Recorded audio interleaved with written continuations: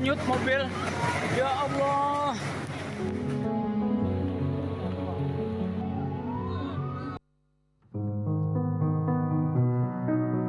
Dan untuk air minum, kami ambil air dari banjir, kami masak. Kami bertahan hidup. Sampai sekarang kami belum mendapat bantuan apapun. Kebingungan bercampur kesedihan dirasakan sejumlah warga di Aceh Tamiang. Selama 1 pekan, warga harus tinggal di tenda-tenda pinggir jalan. Beberapa korban banjir bahkan bertahan hidup dari apa saja yang bisa dimakan dan meminum air parit.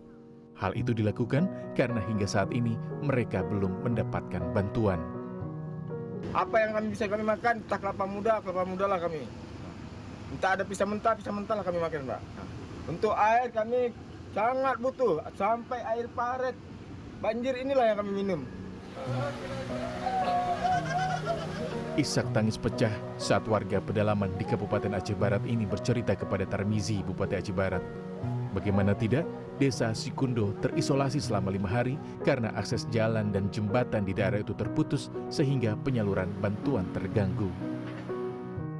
Cerita yang sama terjadi di desa Batu Nagodang Siatas, Kabupaten Humbang Hasundutan, Sumatera Utara.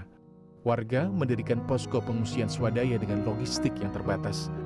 Tak hanya itu, mereka juga harus menempuh perjalanan yang membahayakan nyawa hanya untuk mendapat bantuan pangan.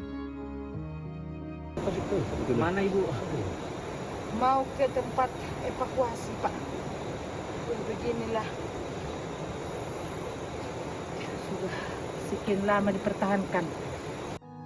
Warga harus berjalan di medan seperti ini demi mengambil bantuan pangan seperti beras, mie instan, dan ikan asin. Inilah sajian yang mereka makan 3 kali sehari.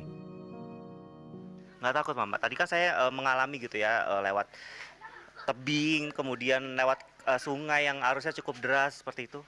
Takutlah, tapi bagaimana kalau takut kan makanan kami nggak ada. Tapi berdoa kami sama Tuhan supaya kami dilindungi di dalam air itu, supaya kami bisa lewat mengambil air itu, apa itu sembako itu, supaya kami makan semua si atas Batu Nagodang ini. Harapan kami supaya kami dibantu pemerintah. Sementara sejumlah daerah di Kabupaten Pasaman Barat, Sumatera Barat masih terisolasi akibat banjir dan longsor. Untuk mencapai daerah itu hanya bisa dilakukan melalui jalur udara dan laut. Ini situasi di Kampung Au, di Kilang, Kabupaten Pasaman Barat, di mana di sini masih ketinggian air masih bertahan antara 1,5 meter sampai 1 meter. Masyarakat sekarang membutuhkan distribusi bantuan yang hanya bisa dilakukan melalui jalur udara. Distribusi bantuan masih menjadi kendala dalam penanggulangan bencana di Sumatera yang telah memakan korban jiwa hingga 753 orang hingga Rabu pagi. Menurut BNPB, sebanyak 650 jiwa masih hilang. Tim Liputan CNN Indonesia.